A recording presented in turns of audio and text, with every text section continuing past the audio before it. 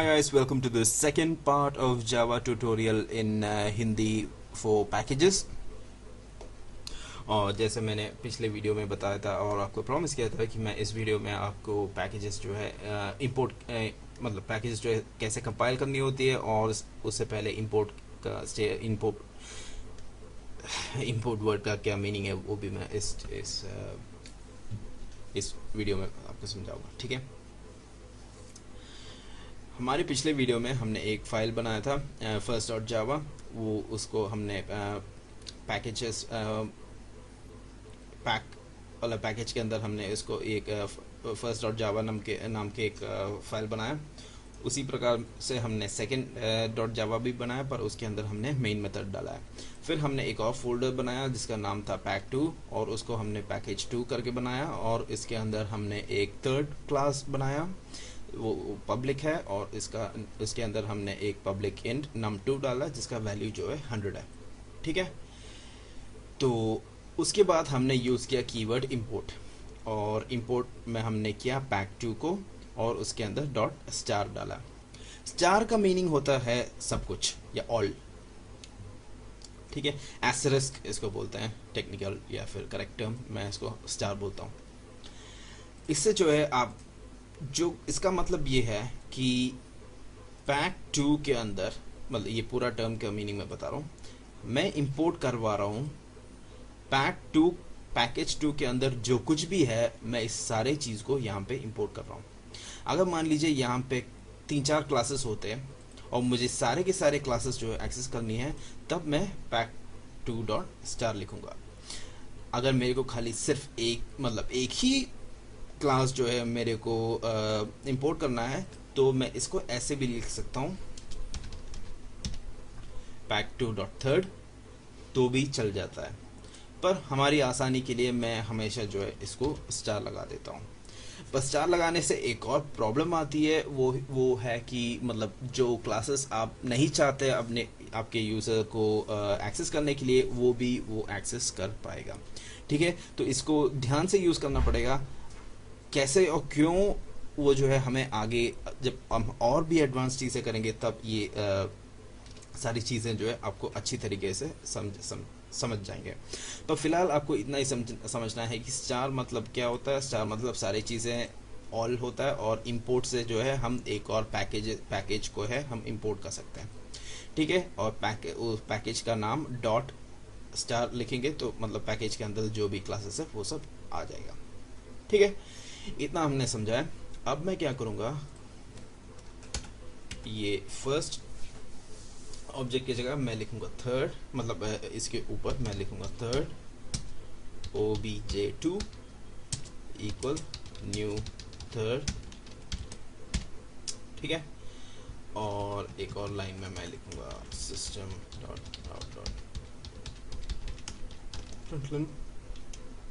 और obj2 dot, इसमें मैंने num2, num2। ठीक है,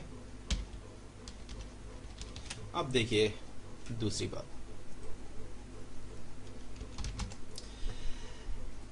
अभी हम फिलहाल मतलब हमारे कमांड प्रॉम्प्ट में हम लोग हैं पैकेज के अंदर। ठीक है, पैकेजेस को कंपाइल करने का एक अलग तरीका होता है। हम यूजुअली क्या करते थे, जावा सी, उसके बाद हम लोग हमारे फाइल नेम डॉट जावा लिखते थे और उससे हमारी काम जो है हो जाती थी।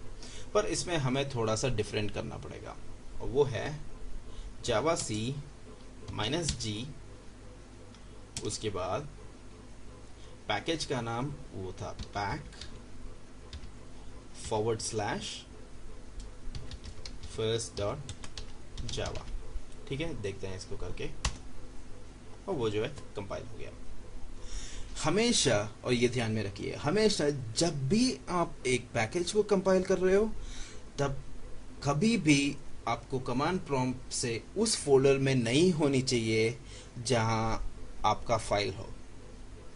मेरे कहने का मतलब ये है कि अभी हमें पता है कि पैक नाम का एक फोल्डर के अंदर फर्स्ट डॉट जावा है, तो हम कभी भी पैक के अंदर जाके उसको कंपाइल करने की कोशिश करेंगे तो हमेशा आपको एरर, नहीं तो वो कंपाइल गलत तरीके से होगा। इसलिए हमेशा उसको बाहर से कंपाइल करना पड़ेगा। और सबसे बढ़िया तरीका ये है कि -g डाल दो और pack/first.java करके उसको कंपाइल करो। ठीक है, इसके बाद मैं थर्ड वाला जावा, तो उसमें मतलब थर्ड डॉट जावा फाइल को मैं कंपाइल करूँगा। उसके लिए मैं क्या करूँगा, जावा सी सिमिलर टू फर्स्ट, पर हमें ये भी पता है कि वो जो है एक अलग फोल्डर में, और उसका नाम था pack2 / मैं इसको थोड़ा सा रिकन्फर्म करता हूँ कि pack2 में ही था ना वो, हाँ pack2 में ही था, और उस फाइल का नाम था third.java।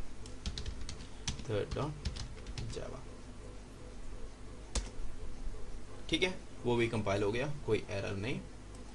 अब मैं क्या करूँगा, मेरा सेकंड जावा को कंपाइल करूँगा जिसमें मेरा मेन मेथड है। तो जावा सी -g pack/second.java। ठीक है, वो भी चला, कोई एरर नहीं, मैं बहुत खुश हूँ। अब मैं इसको रन करूँगा, तो रन भी ऐसे ही हम लोग बाहर से ही करेंगे। तो जावा, इसको हटा दो, pack/second।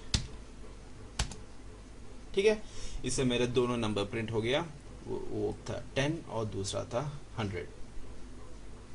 ठीक है, क्योंकि मैंने first.java में मैंने 10 डाला था नम का वैल्यू, third.java में num2 का वैल्यू मैंने 100 रखा है, और second.java में मैंने उन दोनों को कॉल किया है पैकेजेस के हेल्प से। ठीक है, मुझे आशा है कि आपको ये चीज़ जो है समझ में आ गया।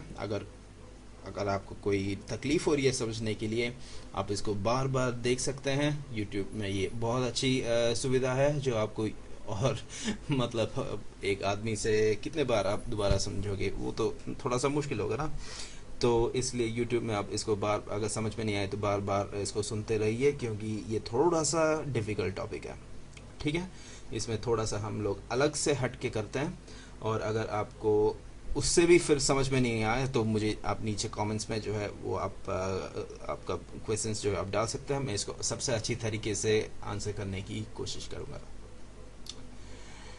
ठीक है, इसी से मैं हाँ, एक और चीज़ जो मुझे कहना था, जो मैं कहने के लिए भूल गया था, कि वो है कि पैकेजेस में हमेशा सिर्फ क्लासेस, इंटरफेसेस और सब पैकेजेस आ सकता है। सब पैकेजेस वो होता है जो मतलब एक पैकेज के अंदर एक और पैकेज करके। ठीक है, तो सब पैकेजेस वो होता है। क्लासेस हमने देखे ही हैं, इंटरफेस हमने अभी तक नहीं देखा, वो हम अगले ट्यूटोरियल में नहीं, उसके बाद वाले ट्यूटोरियल में देखेंगे। और हाँ, इसी से मेरे को लगता है कि मैंने शायद ऑलमोस्ट सब कुछ पैकेजेस में कवर अप किया है। अगर कुछ बचा है तो वो भी मैं कवर करने की कोशिश करूँगा। ठीक है, तो टिल द नेक्स्ट वीडियो जिसमें मैं आपको एक्सेस स्पेसिफायर समझाऊंगा, तब तक गुड बाय।